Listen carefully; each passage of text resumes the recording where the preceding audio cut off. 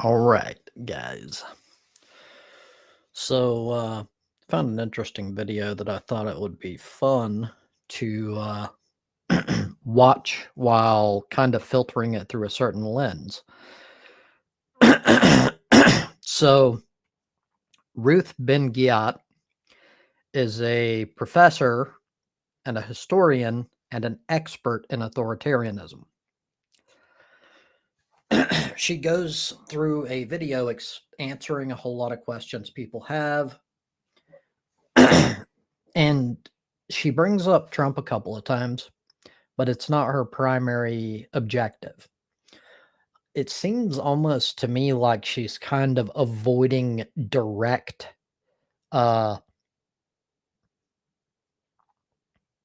accusations toward Trump, maybe because she's afraid because he's an authoritarian and he does whatever it takes to cancel people who are negative toward him. Another clear sign of an authoritarian dictator. But anyhow, let's get this video going. I need to fire up a fucking pipe here. I can do that while it gets started.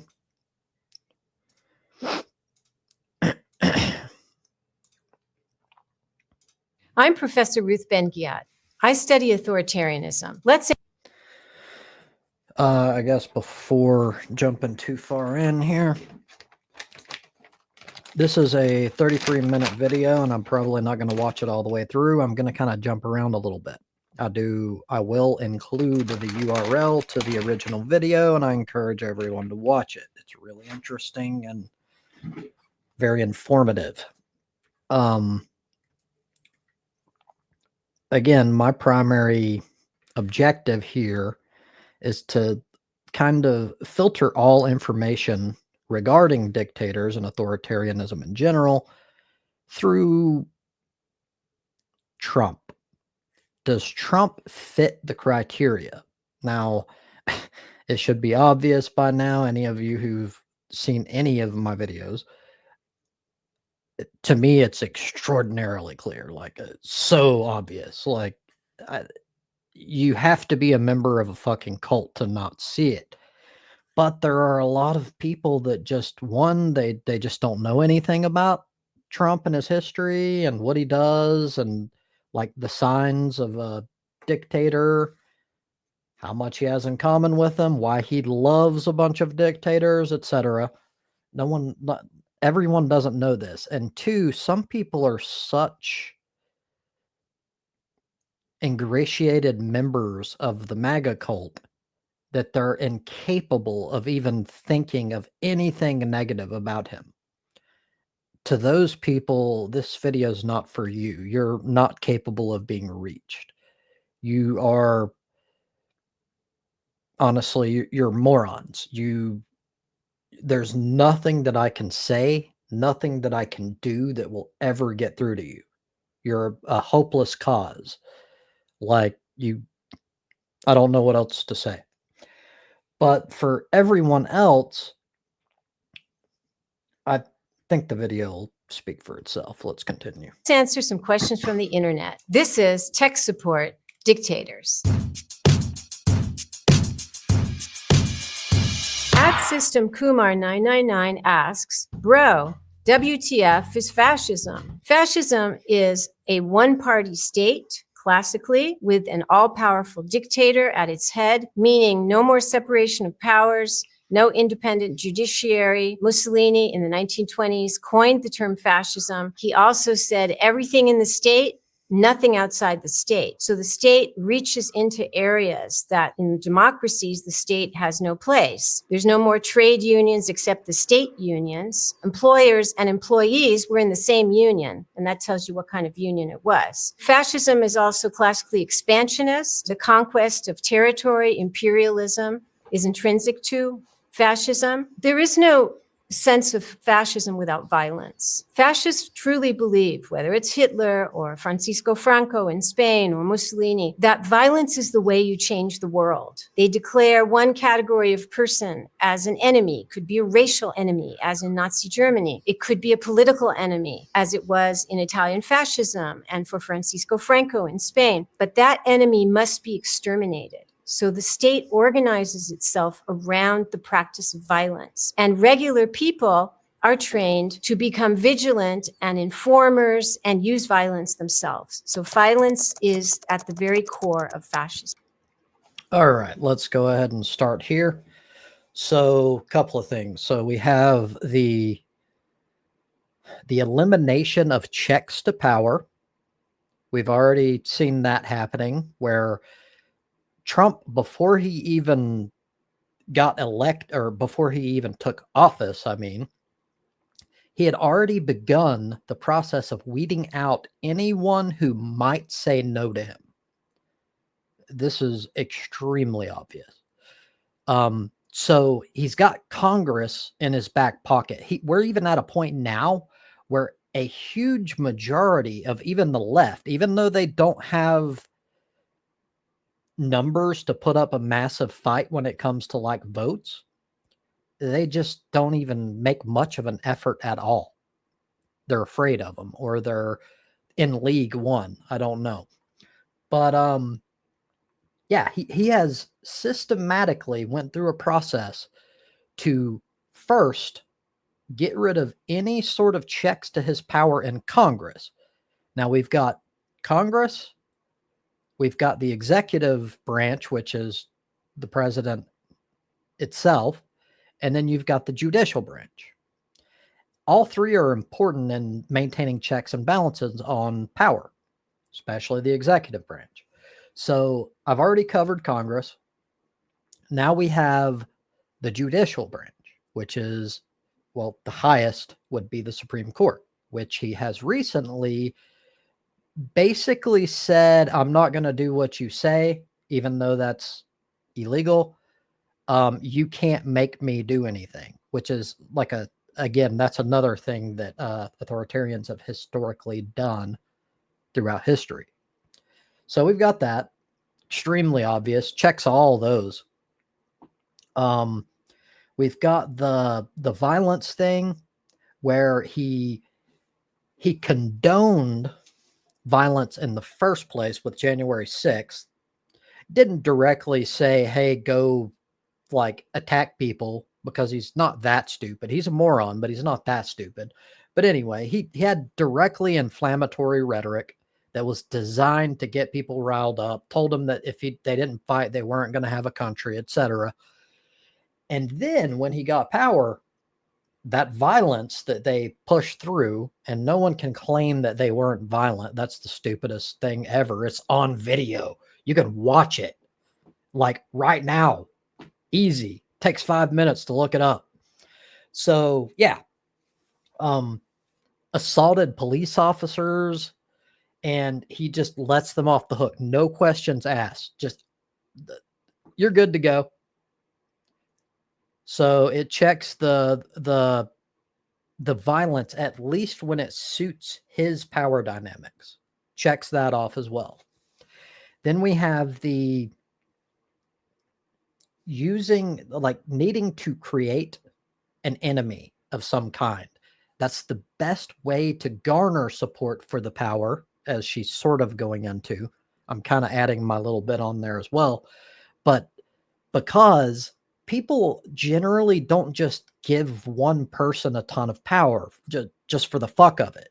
It's not really human nature, except for like sheep. And to be fair, there's a lot of sheep in MAGA culture, but they're not all just absolute complete followers, more so than other groups, but still, you need something to rally people behind, and you generally use fear of something, whether imagined or highly exaggerated or whatever. And for Donald Trump, that is the border and immigrants. He wants you to think of the United States as a white, like a pure white utopia, And this is America is white. Like that's how he wants you to envision it. And he wants to lie and say things like the fucking what's it called? White replacement theory bullshit. Like only fucking idiots fall for this.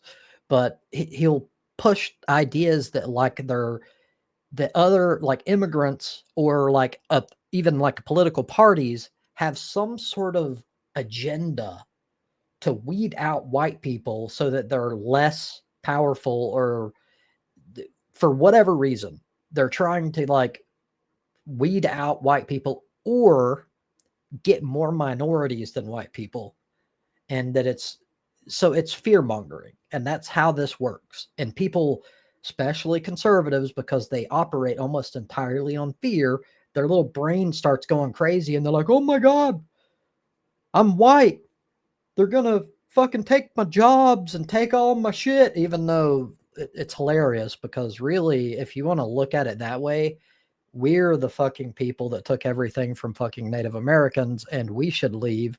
If you want to like take your way of thinking and stick to it without any sort of like mental gymnastics, then we need to get the fuck out of the United States and let Native Americans have it.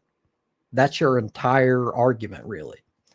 Anyhow, it's all stupid, like bunch of retarded people. But so it even checks that one as well. He wants to inflame tension, especially toward conservative people that already have racist tendencies, toward lies like they're taking your jobs, which isn't true. There's absolutely no fucking statistics that bear that out at all. In fact, they have pretty much always done jobs that white people, if you want to call it that, would not do. And already we saw massive fucking issues with the economy when he started deporting en masse. And everyone said it ahead of time. Like, you got to be a moron if you didn't see it coming. Immigrants, whether legal or illegal, I could really fucking care less, honestly, bolster the economy in numerous ways, many, many different ways. And yeah, so he's just made up these lies, and like Fox News and other right-wing organizations started pushing it like crazy. Like they went like overtime fucking pushing these lies and stories, or like single individuals that was true, and they would blow it sort of like media tends to do, as if that is a widespread problem when it wasn't. It was like one anecdote. And that people fall for that, especially when they're stupid. So you've got like an endless loop of like, oh my God, they're pouring across the border. Joe Biden's just letting them all in, which is all a lie, by the way. Then you've got like they're stealing your jobs. They're not just fucking sending their best. They're sending rapists and criminals, which the evidence does not bear out. It's all lies. And this fear mongering works on people that are stupid. And it helps them just give him all the power because they think, hey, at least someone's doing something about this imaginary problem that people fucking propagandized me into believing. Anyway, talking for too long. Let's continue. So, Malice Liddell asks, why is Putin shirtless in so many of his pictures? Putin takes up where Mussolini left off in using his body as an emblem of strength. Mussolini stripped off his shirt. He was the first leader ever to do that on camera. And that stood for Italy's strength and dynamism and modernity. This idea of the dictator being the man everyone should look up to is very old. It goes back to the fascist years. This is a period cartoon making fun of Hitler. Goebbels, his propaganda minister, was depicting him as a kind of demigod. Dictators and authoritarians pose as the macho men, but they also create a climate in their countries of a kind of lawless masculinity that says that a real man should be able to have anyone and anything he wants without asking for consent. And so Berlusconi created such an atmosphere in Italy of misogyny that the United Nations issued a special report after he had been in and out of power for a decade, saying that there was grave risk to Italy's women because of the rise in domestic violence and hate crimes against women. The Bang asks, what defines a dictator? Before she continues, I'm sure Trump would use this tactic if he could, but he's a doughy, fat piece of shit that's way too fucking old and his health is falling apart. Even though he recently had he pulled a bunch of lies and he's controlling the media basically and telling them what they can and can't fucking say to people. Just like he tried to hide like the fucking egg issue. He tries to hide anything that could come back on him negatively, which is another thing that authoritarians do. Another little check mark there. But if he had a decent body and actually took care of himself, then I'm sure Trump would do this as well. It's also kind of funny that like Putin is like showing himself shirtless as if he had a really good body. He didn't. He wasn't even really muscular at all. It's kind of funny that he like pushed that as if it meant something. Like, are there stupid people that fucking buy into stuff like that?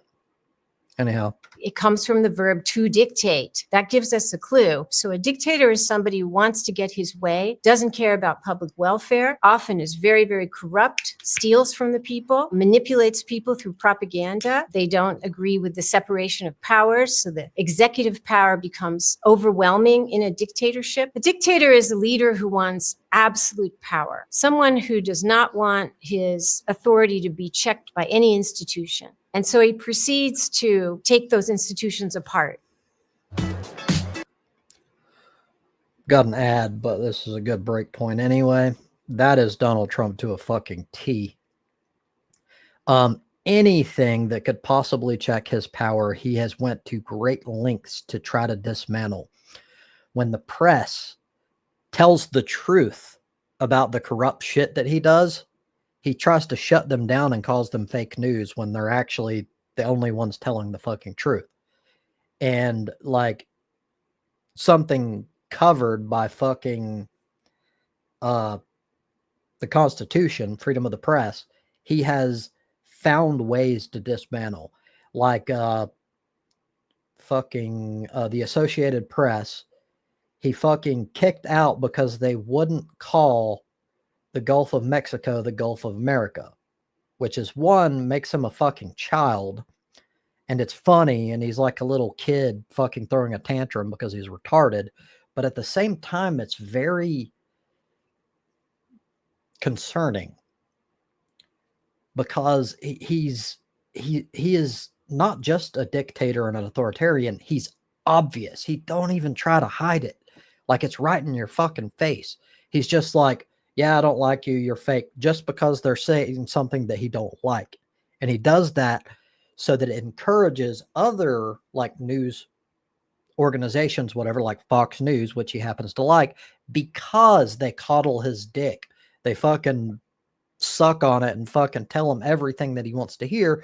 And then he like pats their back like a fucking puppy. And they're like, yeah, good job. There you go. I like you. Because he just lies constantly, and if whatever the news source is will just say whatever he wants them to say, then he lets it fucking go. Retarded, but that is what it is. With Amex Gold, getting up to $100 back annually on purchases at U.S. Resi restaurants makes dining out the highlight of your night. That's the powerful backing of American Express. Jesus Christ. Birthday party. Maybe it's just me, but it seems like ads are getting fucking longer now. YouTube's fucking selling out and becoming damn bitches. Birthday princess party. Birthday Princessasaurus Party. Get everything for every party on Amazon. To void them of all people who are not loyalists, to create his state in his own image and make everything be about him. At Angel Uma 5 asks, of all people who are not loyalists. Ugh. So that's another thing. It's the propaganda and just pure lies. Not too long ago, Trump was caught fucking waving to imaginary fucking supporters because he was on camera and they weren't facing that way. And he did this to try to fucking make it seem like he was beloved, which is all a lie. He also, in Greenland, sent people and they paid homeless people to hold up signs and act like they wanted Trump to take over Greenland, like they were pro MAGA, which was all fake. They fucking gave them food and shit and then tried to get them to pose as if they were MAGA supporters. Like on and on and on. Also, the scamming type shit that she brought up where they will fucking take advantage of people, and that is Doge, which they claim that they're like getting rid of waste, fraud, and abuse. No evidence of any of that. They're actually doing it so Trump can fund tax cuts for the rich, which is about as fucking corrupt as it can get. Also, we've got Trump, who has a massive history of trying to use fraud and fucking con artist shit on people. He fucking, well, for one, failed a fucking casino, bankrupted it when like a casino is literally designed. Have you ever heard the term fucking the house always wins, or the phrase? Like that's all he's ever done. He's like a huge con artist, and most of the people that look up to him aspire to be that level of con artist. They're all shit people. So yeah, also recently he conned tons of his own supporters out of their hard-earned money and left them with nothing over his fucking crypto scam. Tried to fucking sell like NG, what are they called? NFTs or something? I don't know. But anyway, he tried to use like a meme coin that has no actual like real world value outside of what people think they're worth, like as a meme, really. And basically pushed them to all get in on it, and then it all failed. People lost all their money, and he's basically laughing it up. It was a fucking rug pull scam where he fucking had them pump a bunch of money into it, and then they pulled it out from under them. They all got fucked, and he came out fucking wealthy. Also, the people that were in on the whole deal from the get-go, which were his rich fucking buddies as usual. And of course, this all gets covered, at least on media that actually tells the truth, but it goes away quickly because Trump does such corrupt, evil shit that it's like the norm now. It's like so normal that people are just like, oh, that's Trump again. Yeah. And if it were anyone else, like if like Joe Biden or Obama or anyone had done any of these things that he's done fucking numerous times, it would be like the end of the fucking world. But not with Trump, because it's like expected. Anyhow. To create his state in his own image and make everything be about him. At Angel Uma 5 asks, dictatorship, authoritarianism, autocracy, are the three forms of governance really different? Authoritarianism is a political system that often is dictatorship. You can have, how do dictators maintain power when it seems that most of the country is against them? Dictators use the authoritarian playbook. The playbook is, while you're running for office, while you're building up your power, you want to discredit journalists. You want to call them fake. Sound familiar? Fake news or vermin or communists. And authoritarians do this because if evidence of their corruption comes out or their violent acts, they need the public to not believe the press, to think the press is lying. So there is no other voice telling the truth. The truth is gone. The Nazi term was the lying press. Today we talk about fake news. Many dictators use what today in Russia is called the fire hose of falsehood. This is a high volume of lies, half-truths, conspiracy theories, because conspiracy theories are as old as propaganda. Conspiracy theories. Does it remind you of a certain political party? I shouldn't even need to continue. This is MAGA to a fucking T. They've all fallen into this bullshit that she just explained very well. The fact the Jews were supposed to be controlling the globe, that was a fascist conspiracy theory. Dictators also maintain power by creating an atmosphere of terror, of intimidation, whether it's physical violence against enemies of the state, or today they harass people with lawsuits, with smear campaigns. They try and ruin you. Sounds like people who are legally and rightfully, and by the way, morally, as they should be, fucking protesting against the fucking genocide in Gaza, and they're getting fucking locked up and fucking threatened and shit, and like Trump threatening to fucking take away their fucking government backing and shit, or any sort of like funding. He's threatening schools that allow protests like that. He's basically pulling authoritarianism 101. And anytime someone like pushes that hard and says you're not allowed to say this, it's never, ever a good thing. It's always trying to cover up some corruption. And in this case, it's the fact that Trump is in on the fucking genocide of Gaza. He's actively helping, but he don't want the truth to come out, which it's already too fucking late. That everybody already fucking knows all the corrupt shit that Israel's done over and over and over again. And he just wants to act, well, we're good friends. We've always been good friends. And it's a great country that has Western values and all this bullshit propaganda that he pushes. Yeah.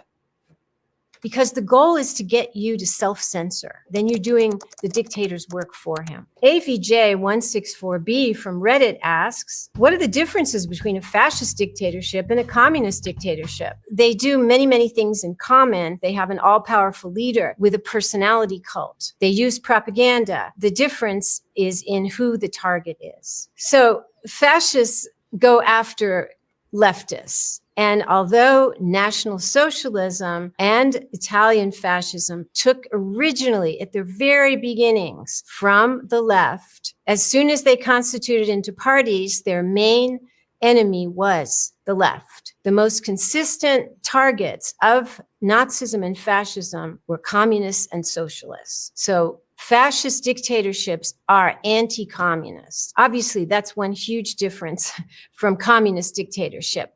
There, the targets, the enemies are counter-revolutionaries, anyone who's going to put the march of the revolution into jeopardy. And so Mao killed millions and millions of people, justifying it as getting rid of counter-revolutionaries. Jay Anderson asks, what are the most common personality traits tyrants and dictators possess? Now, before we even get into this, you know this is going to be fucking Donald Trump to a T. You just know it. Like, this is Donald Trump.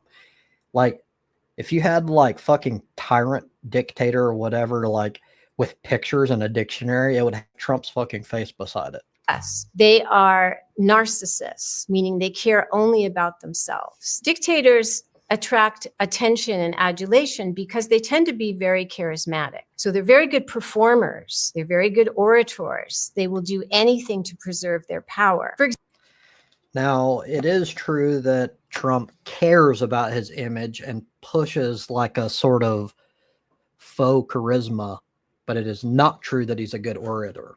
He's actually, as many have pointed out numerous times, he has the fucking speaking skills of a third grader. But for the stupid of the country, that's actually a positive thing. It makes them think that he's just a regular guy, even though he's not. He's just dumb. He just doesn't have a vocabulary because he's a fucking moron. Like, that's it. But people look at it and they think like, he doesn't talk down to me like a intellectual. Like, I think that's part of it, but they're kind of missing the important thing here. He's not doing that because he's down to earth. He's actually like as far from being down to earth as you can possibly get. He thinks he's a god. He thinks he's above everyone else in America. He's like the cream of the crop, and he deserves to sit at the top because he's just better than everyone else. That's his mentality.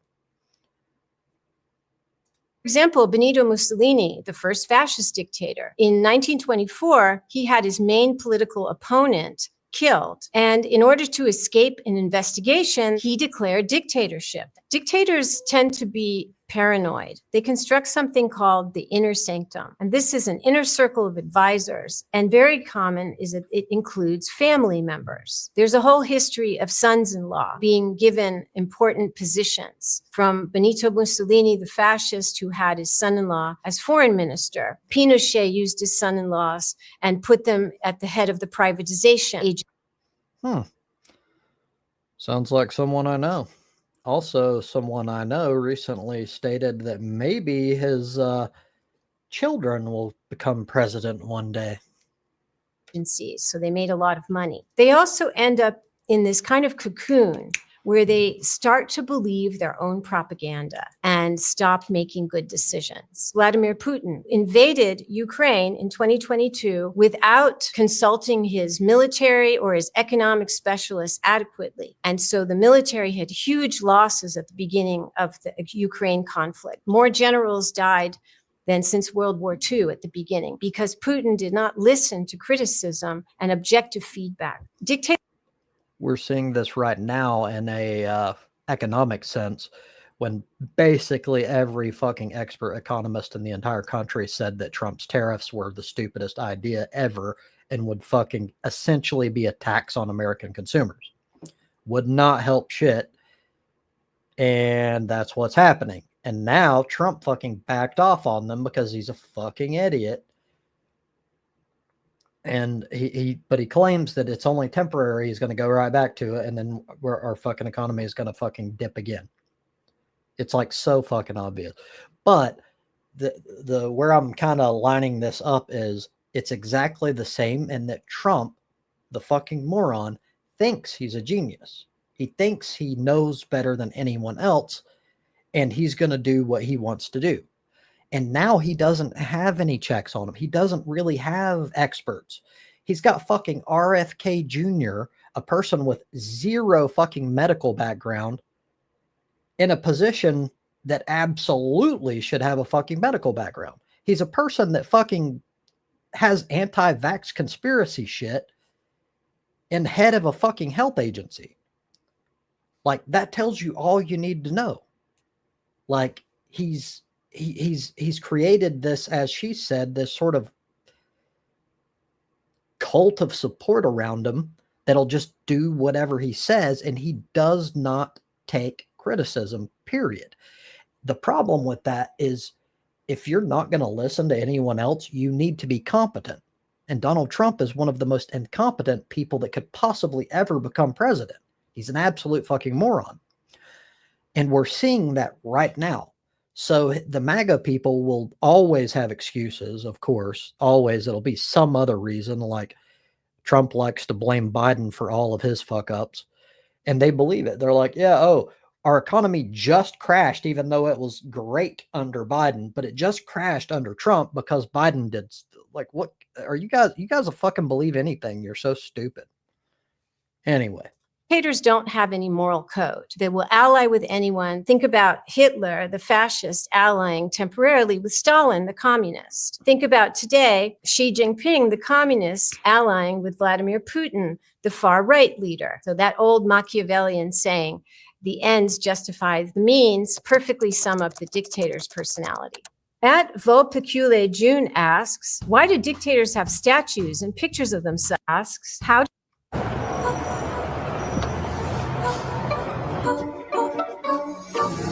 do dictators come to power? They can be appointed, as the classic fascists were. Mussolini was appointed by the king. German elites, politicians brought in Hitler. Nowadays, dictators can come to power initially through elections and then become dictators. For example, Vladimir Putin, when he was put into place, he was backed by the oligarchs. At the beginning, he was not an all-powerful dictator.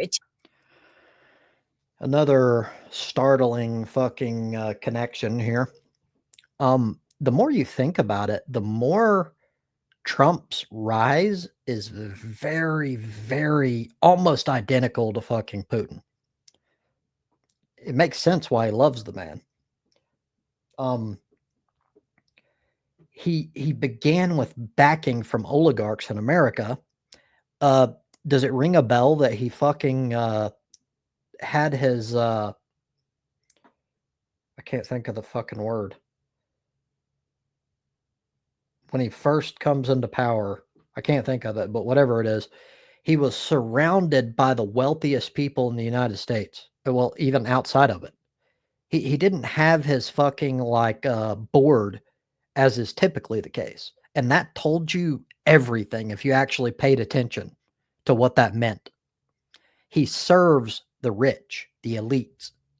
It's how he got power in the fucking first place. It's why he got all this financial backing, because he promised them more power and money, basically identical there. But yeah, it's almost exactly the same. It takes people years to amass enough power to do that. About 75% of authoritarian regimes in the 20th century were created through coups. A group of soldiers and generals, they just take power. These can be civilian coups or military coups, but the point is that they impose themselves on power forcibly. At George Forrester 17 asks, WTF is a, quote, self-coup d'etat. A self-coup is a variety of coup when the leader is already in office. Perhaps you are the leader and you've lost an election. Well, you just refuse to leave. That's what Nicolas Maduro did in Venezuela. That's what Donald Trump tried to do through the January 6th insurrection, but in that case, it failed. Well, I was going to jump in there, but she already covered it.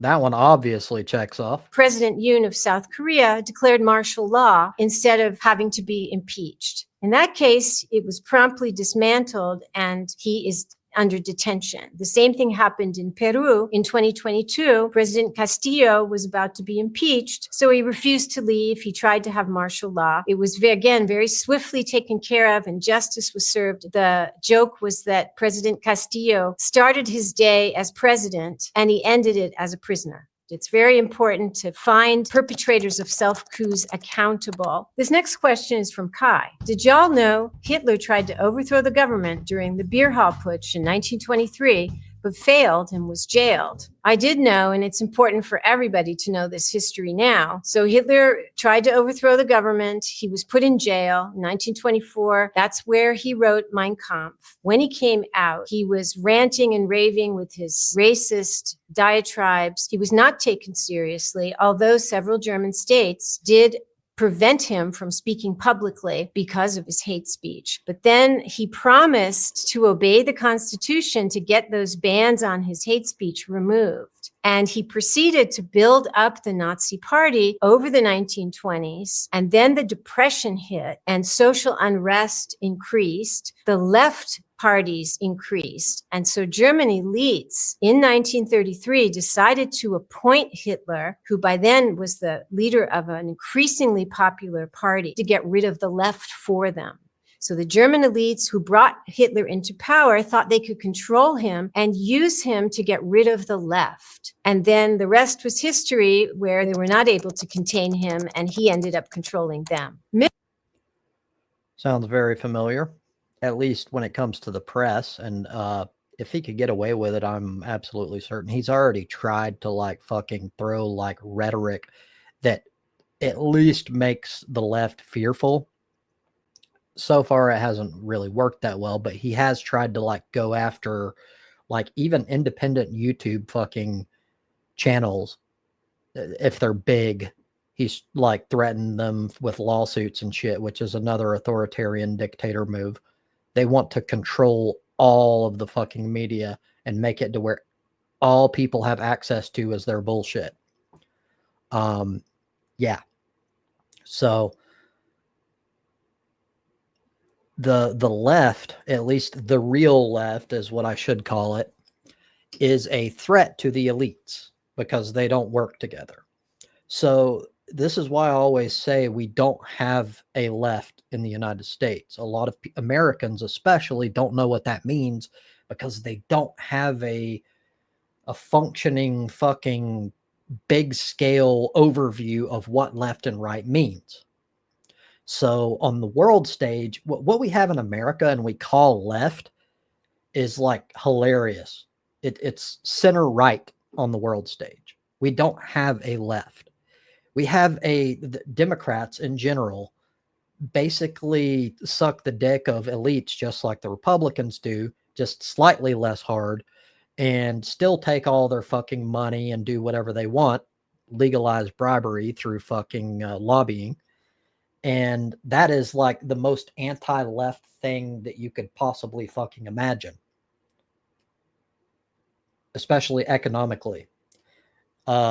And then you get into the social aspects, and Democrats basically stay silent because they're afraid that it's going to like backfire on them.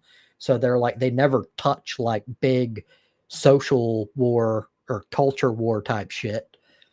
Yeah, so we don't have a left. Midwest Mama says many dictatorships criminalize abortion. China, Russia, several others say it's a woman's duty to breed as many children as possible for the state. That's correct, and we can ask why that is throughout history. Dictatorships, even in the case of China, where they had a one-child policy for many years, have now started to reverse this. And dictatorships in particular that have fantasies of national purity, of designing a perfect race, or of having more, as Viktor Orban says, Hungarian babies to combat the number of immigrant babies. All these different reasons are why many dictatorships and authoritarian states encourage the right kind of women to have babies. Along with the political opposition, journalists, LGBTQ people, women have been the enemy of the strong man. And every regime acts to take bodily autonomy away from women, take their agency away, and criminalizing abortion and rolling back or getting rid of reproductive rights is part of that. Check. This next question is from Karen. Sake, do Americans want to live in a dictatorship? Many Americans have no idea what dictatorship entails, but have been convinced that democracy is failing them and have seen dictators held up as superior role models. So she's a little extra polite here. She's very professional, and I'm not, so I'll just basically tell you what that means. Most Americans are fucking stupid. They don't understand anything about anything. They live in a bubble. They think that they're like the best at everything in the entire world. They know almost nothing about anything that happens outside of their little bubble in the United States. Even then, most of the time, they don't even know what's going on in the United States as a whole. They only know what's going on in their life because they think that that's all that fucking matters. Yeah, they tend to be unknowledgeable on almost everything that matters on a fucking world stage. So they're stupid. So it's easy to fucking fill their head with propaganda and bullshit because they have nothing to fact check against. They don't even try to fucking look up shit. They have been conditioned by the media, by President Trump, to feel that autocrats, that dictators, whether it's Xi Jinping, whether it's Vladimir Putin, are superior brands of leaders. Studies have shown all over the world, about 30% of the population holds authoritarian leanings that are often expressed in parenting styles, in how they think about authority. Are you kind of a mini dictator at home, or are you a collegial collaborative type? These people can get activated if a demagogue comes on the scene. For almost 10 years now, Donald Trump has appealed to certain groups who are more comfortable with authoritarian contexts. He created a big tent for every kind of political extremist, every kind of racist, from people who were Southern racists to neo-Nazis. Those people who already have authoritarian views on the world can be very seduced by a politician who comes and says, I am a strong man. I will decide things for you. I will bring order into society. And it becomes a natural meeting of that kind of person with that kind of leader. And so together, all of this created an environment where many Americans felt that they could see themselves in some kind of political system that's not a democracy. And those 30% are the sheep of the world, the people that are cowards, that fucking are afraid of everything, and they happen to latch on to their collectivist fucking ideology or identity, in this case being white or being American, which in their warped ass fucking worldview is the same thing. Like being America, patriotism, it's about whiteness. They don't always say that, but that's what it is. It shows in all their fucking rhetoric. It shows in Donald Trump's rhetoric and the people who fucking cheer like crazy when he says something racist. Yeah, it very much speaks for itself. She basically, and in this particular point, she brought up Trump directly and spoke about him and his bullshit and tactics. So I don't really need to add anything. Shark Boy from Reddit asks, how do dictators actually make their money? The history of dictatorship and the history of corruption are completely entwined. At their extreme, you have something called kleptocracy. That is when it's a state of thieves. An example was Gaddafi in Libya, where the leader and his cronies were stealing from state agencies. They were expropriating private citizens' factories. They were taking over state. That is exactly what's happening now with Doge, claiming that they're getting rid of waste, fraud, and abuse. By the way, Trump also promised numerous times before he even came into power that he wouldn't touch Social Security or fucking Medicare, and then supported a fucking bill that would do just that. Said that it was all the things that he wanted in one big, beautiful bill. I'm pretty sure those were his exact words. But either way, you can't make the case that he didn't want to try to fucking damage Social Security and Medicare, because he's tried numerous times. So what he's doing is he's trying to like get people under this pretense that we're going to save you money because your money is being wasted to all this shit, which is not even true. There's no evidence for it. It's bullshit. It's actually public good services that are absolutely essential and extremely important. And at least by my standard, the level of social safety net, it goes hand in hand with the level of status of the country. If you don't have one, it's because you're poor, shitty, you just have a bad system, whatever, because you can't afford to do so. Unless, of course, you're being taken advantage of by another country or imperialism or some shit like that. That's obviously an exception. But yeah, it very much speaks for itself. He's using all this as a fucking excuse to funnel all of the taxpayer dollars that are supposed to be used for public goods, and he's taking it and giving it back to rich people in the form of tax breaks. This isn't even hidden. Like, he doesn't even try to hide it. It's wide open for anyone to see.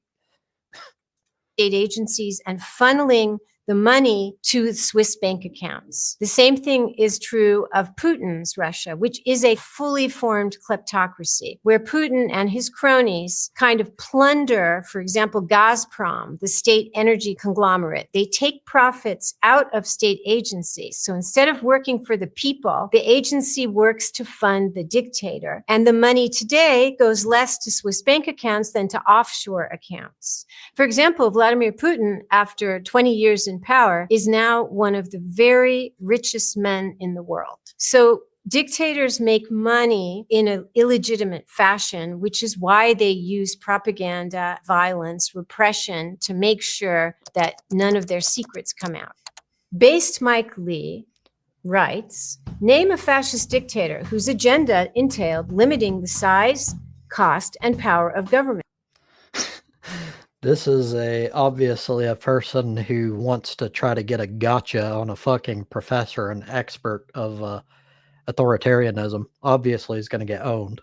Well, Senator Lee, there is one, Augusto Pinochet, the bloody military dictator of Chile who came to power through a US-backed coup and made Chile a laboratory of neoliberal economics, privatizations, deregulations, cutting social services. And at first, this provided a boost to the economy, mostly to giant corporations, including American corporations. But within a few years, it caused bank failures, massive hardship, and people went into debt. And so the long view is that we can think of dictators as always expanding the government and causing a lot of waste and bloat in the process, actually. But even when they cut the size of the government, it doesn't end up well. In the fast-paced Ding ding. Not only did she own them, but she owned them hard. Like, there's no coming back from that. world of manufacturing where reliability and trust are paramount, there's one Johnson Tao says, I don't understand. Why do people support dictators? It can seem strange that people support dictators who take their rights away, because what dictators want you to do is not only betray other people in your communities, you're going to inform on them, you're going to look the other way when your loved ones get taken away by the secret police. They also want you to betray yourself. In short, they're stupid. So they're weak, especially weak-minded. They're incapable of complex thought. And as a result, they look to one big, like, authority figure that can tell them everything that they should do. Especially like religious, like hardcore zealot type people that just, they don't ever want to think about anything. So they look to one person and destroy freedom, destroy everything. It doesn't even matter, because they're so stupid that they don't want to have to go through life doing things the hard way like everybody else. They don't want to have to research shit. They don't want to have to fucking have cognitive dissonance. Like, most of us have extremely tough choices because it's very rare that like choices are like clear cut, like obvious. There's generally pros and cons on both sides. Dumb people love the ability to just be ignorant and fucking follow someone, and it just makes life easier, even if it's fucking them over in the process. They want you to lose your moral compass, to self-censor. Dictators are very skilled at posing as saviors, at creating crises or exploiting crises and then posing themselves as the solution, whether it's an economic crisis or the perception of social unrest. She didn't directly mention it, but that is obviously Donald Trump with the immigrant quote unquote crisis, when they actually assist us in numerous ways, and all the research and all the statistics back that. But he would have you believe, and he purposefully pushed these lies, that they're, well, there's the hilarious one, they're eating our cats and dogs. Like, he went so far that you, like, if anyone believes this shit, like, you have to have the IQ of a fucking tomato. You're a fucking idiot. Like, it should be obvious to anyone that what he's trying to do. But people fall for it. They're stupid. One of the classic dictator narratives for 100 years is that only the authoritarian is going to keep people safe against the threat of immigrants coming across the border. Now, there's a grain of truth always to this, because immigrants too come over the border. But what dictators do is say that immigrants are coming over the border to rape our women, to take our jobs, to dilute our population. Sound familiar? Because they're the wrong skin color and the wrong faith. And so the same excuses for 100 years are used to justify their national purity campaigns. Mussolini used to talk about black, brown, and yellow people, that's his words, coming across the border and having too many babies. These are old narratives, and they work because they make people fearful for their security, for their family. And then the dictator is there to say, I alone can fix it. Snowflake 100% pure masshole says, why is he even having rallies? He's referring to President Trump. US presidents don't have rallies. Dictators have rallies. Hitler had rallies. Authoritarians love adulation and they love opportunities to perform because rallies are an occasion where people come out in mass numbers to show their loyalty. And what dictators care about more than anything is people showing loyalty to them on camera. This is why he's so addicted to it. It's why he constantly talks about his crowd sizes and he's very insecure about it. Like when you go over like the factual data of his small ass fucking rallies, and like he would lie and say that there were like lines of people outside when that was actually the truth for like say Bernie Sanders or whatever. He would just lie about it, and you could see visibly that he was shook about it. It like butthurt him so much.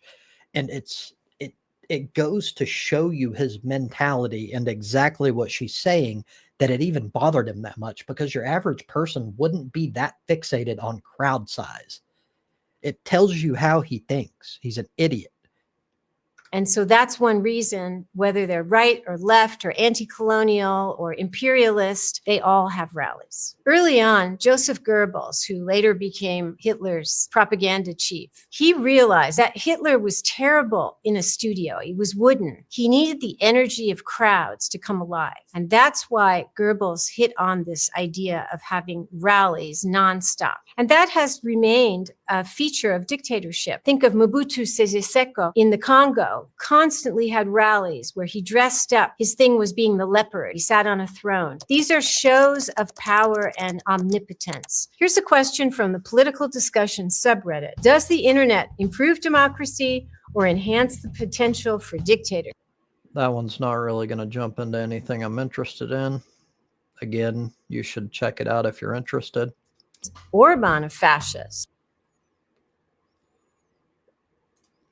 It was evil, but he made Chile what it is today. Benevolent dictator? I study dictators. I do not believe any dictator is benevolent, because the definition of a dictator is someone who represses the popular will. There's no voting in a classic dictatorship.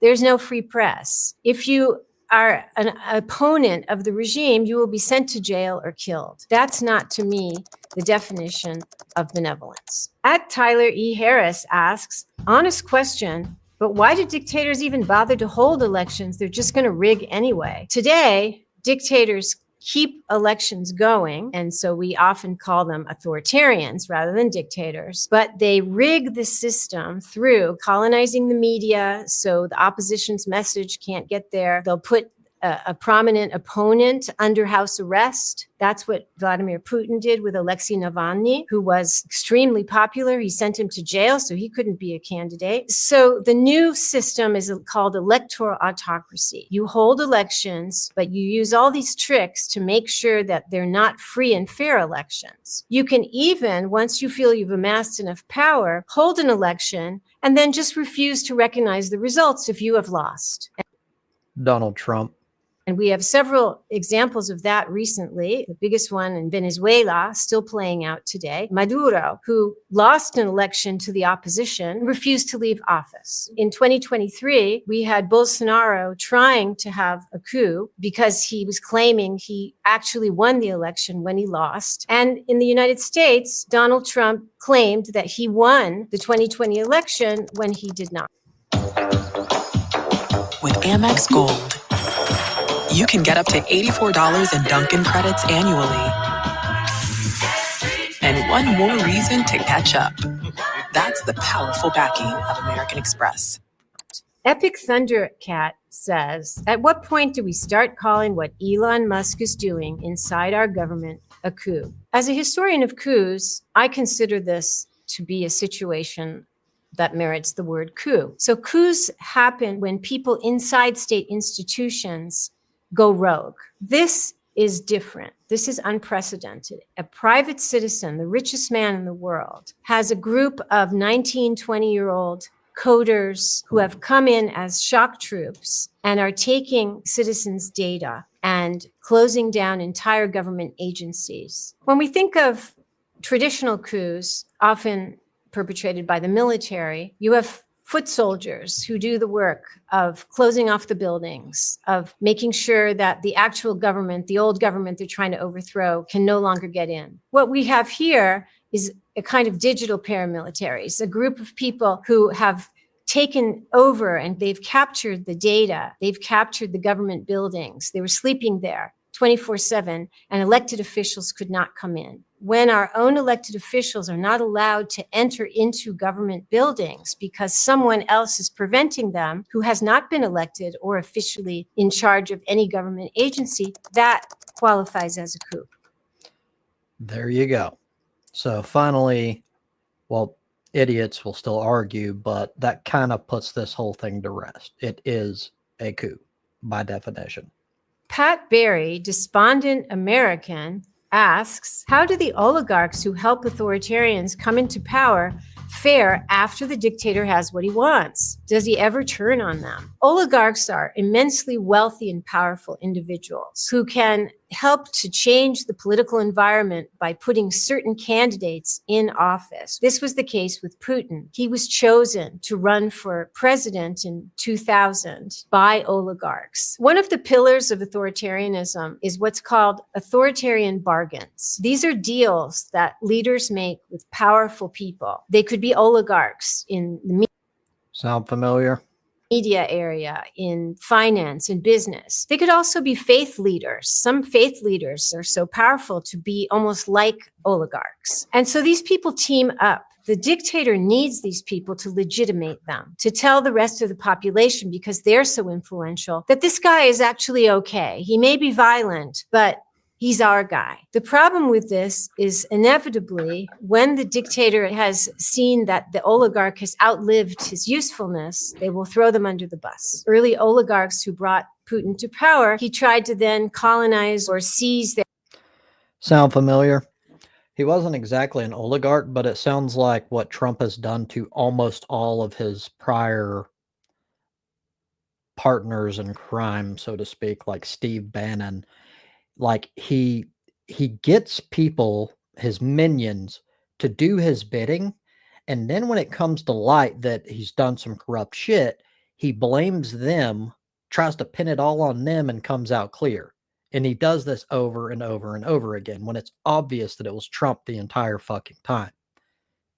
Their assets. And if they didn't agree to give him their assets, he tried to jail them or they had to go into exile. There's been something called sudden Russian death syndrome, where many, many powerful elites connected with the energy industry have fallen out of windows or gone into the hospital and never emerged again because Putin is cleaning house. Tanvir Hassan asks, how can a dictator be good for a nation? Dictators certainly want to be seen as being good for the nation. And many people become fans of dictators because dictators are into infrastructure. They have huge egos. They want to be identified with grandiose public works. Mussolini built sports stadiums. He built miles of railroads, and the myth was that he made the trains run on time. Hitler built the Autobahn, the high-speed highways. Today in Turkey, Erdogan has very large construction projects such as the Istanbul Canal. And so there's a sense of modernity and things happening. The problem is when you don't have a free press, nobody can be tracking with accurate statistics how these big public works are affecting the economy and what kind of corruption is happening behind the scenes. So dictators can attract a lot of support by people who fall for the appearances. Look, he's doing things. Other people are not doing things. The dictator gets things done. However, it's only later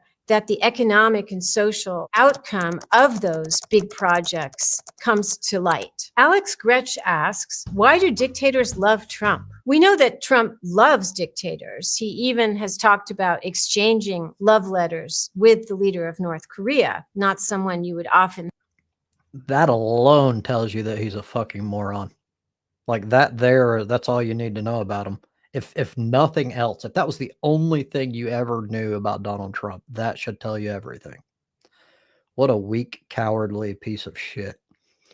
think of as a particularly sentimental type. Do dictators love Trump? That's unclear. Dictators are transactional. They use each other. If dictators are loving Trump at the moment, it's because they think that he can be an ally, that they can get something from him. If we take as the example, like Putin, because Trump always sucks his dick and gives him whatever he wants instead of applying any sort of pressure like he should.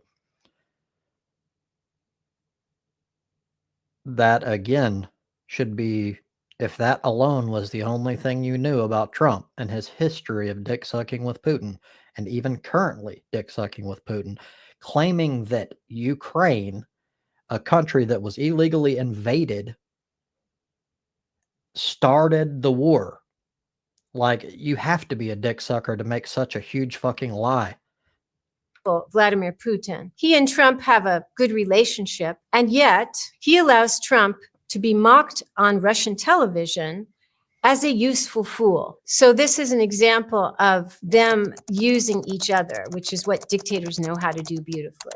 At Eric E. Warren asks, why do dictators always blame media, opposition, foreign countries, and terror groups? Dictators are expert at creating a sense of existential dread. So it's not just polarization. We don't agree, but we're in the same framework. We agree to disagree. They go for what I call survivalism. It's me or you, and only one of us is going to survive. This is what the Nazis did with the Jews. This is what racists everywhere do with non-white peoples. They create a sense of existential dread that this group must be attacked, and sometimes, in the case of genocide, must be removed from the face of the earth in order for our country to have peace and safety. Often, fucking ad. Sounds like Israel and our fucking tacit fucking cooperation with them, by the way. Everyone said I'd have to leave my job to earn a marketing degree. Everyone except WGU. The enemy is a foreign country. And there's a long history of dictators saying that their countries have been victimized. Mussolini talked about Italy as victimized by more powerful countries, democracies, up to Xi Jinping, who has a long history of talking about Chinese victimization by the West, or Vladimir Putin, Russia's victimization by the West. And so these are very powerful narratives that can justify foreign invasion. The dictator says, we've been victimized. It's time for us to protect ourselves by getting more territory. Here's a question from Magic. Is Xi Jinping a dictator? Not only is Xi Jinping a dictator, the communist system only permits dictators, but Xi Jinping is becoming more of a dictator. This is one way we can track how dictatorship expands. Is your personality cult becoming more prominent? Check. Xi Jinping's cult is becoming more prominent. Are you trying to rehabilitate past dictators to kind of bolster your own glory? Check. Xi Jinping is talking a lot about Mao and styling himself as the inheritor of Mao. Here's a question from Peter Quince. Why do dictators and wannabe dictators always want more land? That's kind of in the nature of being the dictator. You always want more power. You always want more control. You also want more assets. You want more natural resources to exploit if you're corrupt. Trump. The same narratives get put forth over and over again, narratives of national purity. So, for example, the Nazis, it wasn't enough to have conquest of Germans. You had to go into Austria because there are people. Or you have these myths of national... Or you make up bullshit that, like, you pull like an Indian giver situation where where your country many years ago gives away the fucking Panama Canal, and then you claim that that's ours. Very similar. It's right up the same fucking alley, and it's a big check mark, another fucking check mark for Trump. Almost every single part of this has been fucking perfect to describe Trump. Greenland. Need it for national security reasons. Never explains what those are. Threatens fucking Mexico. Threatens the UK. Threatens Canada. Unification. And that's being used right now by Xi Jinping, a communist, for Taiwan, that Taiwan must be China because it needs to be reunified as though it was part of China to begin with. The same with Putin and Ukraine, that they called the conquest of Ukraine a reunification. So these are imperialist justifying narratives, and dictators use them over and over again. So it's no surprise to find President Trump, a man of authoritarian leanings, having come back to power and becoming an imperialist, talking about Canada becoming the 51st American state, talking about taking control of Greenland. So those are all the questions for today. Thank you for watching.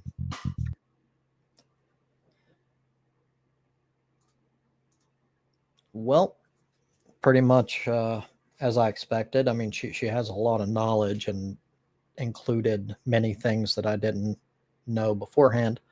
But overall, it's Donald Trump. It shouldn't surprise anyone. If you have a brain, you already knew that. If you don't, then you're probably going to be in the comments making some sort of bullshit up or lying, trying to like use some sort of fallacious reasoning to distract from the actual truth. I look forward to it. Thank you for your time.